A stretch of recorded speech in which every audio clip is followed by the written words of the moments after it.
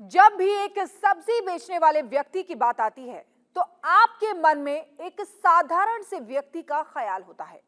ऐसे में क्या आप सोच सकते हैं कि एक साधारण से सब्जी बेचने वाले इंसान को 29 लाख रुपए का जीएसटी नोटिस आए।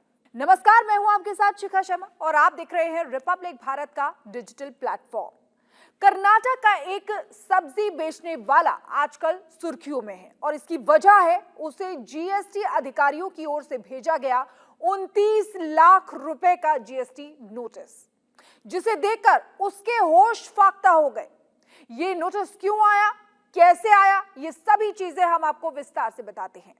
दरअसल कर्नाटक के होवेरी में इस शख्स का नाम शंकर गौड़ हदीमनी है। स्थानीय म्युनिसिपल हाई स्कूल के पास इनकी सब्जी की दुकान है और ये लोगों को सब्जियां बेचते हैं। शंकर गौड़ बीते 4 साल से सब्जियां बेच रहे हैं और उनके ग्राहकों में ज्यादातर ग्राहक यूपीआई या दूसरे डिजिटल वॉलेट्स के जरिए पेमेंट करते हैं। बस यही यूपीआई पेमेंट शंकर गौड़ के जी का जंजाल बन गया, यानी ऑनलाइन पेमेंट लेना शंकर के लिए बैठे बैठाई ही मुसीबत बन गया। अब आपको बताते हैं कि एक सब्जी बेचने वाले को क्यों जीएसटी का नोटिस आया है। शंकर गौड़ बीते 4 साल से सब्जी बेचने का काम कर रहे हैं। ऐसे में इन 4 सालों में शंकर गौड़ ने 1,63,00,000 रुपए का ऑनलाइन ट्रांजैक्शन किया है।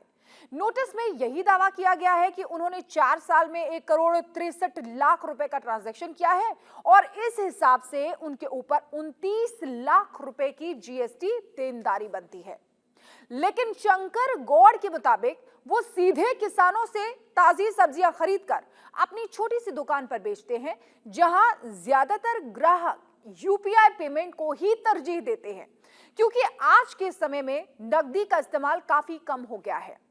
इसके अलावा वो हर साल आईटीआर भी फाइल करते हैं, लेकिन अब वो परेशान है कि वो 29 लाख रुपए कैसे चुका पाएंगे।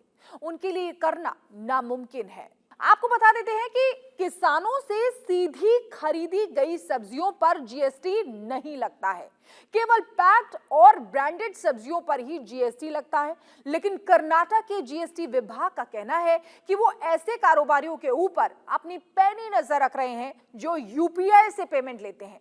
इसके अलावा जिनका टर्नओवर लिमिट को पार करता है, उन्हें जीएसटी रजिस्ट्रेशन के लिए नोटिस भेजा ही जाएगा। आपको यह भी बता देते हैं कि क्लियर टैक्स के मुताबिक भी जीएसटी के दायरे में ताजी सब्जियां नहीं आती हैं। अगर सब्जी विक्रेता सीधे किसानों से खरीदकर उसे ताजा ही बिना किसी प्रसंस्कृति किए बेचते हैं तो वो जीएसटी के दायरे में नहीं आती हैं। कई बार अधिकारी सारे डिजिटल ट्रांजैक्शन को बिजनेस टर्नओवर मानकर नोटिस भेज देते हैं और इन घटनाओं के बाद से आपको बता दें कि बेंगलुरु और मैसूर जैसे शहरों में छोटे दुकानदार डर की वजह से यूपीआई छोड़कर नगद लेन देन पर जोर दे रहे हैं। कर्नाटक में हजारों छोटे व्यापारी जैसे सड़क किनारे खाने की दुकानें, ठेले वाले और छोटे स्टोर वालों को ऐसे जीएसटी नोटिस मिल रहे हैं। कारण है कि यूपीआई के जरिए होने वाले लेन देन अब जीएसटी विभाग के रडार पर हैं।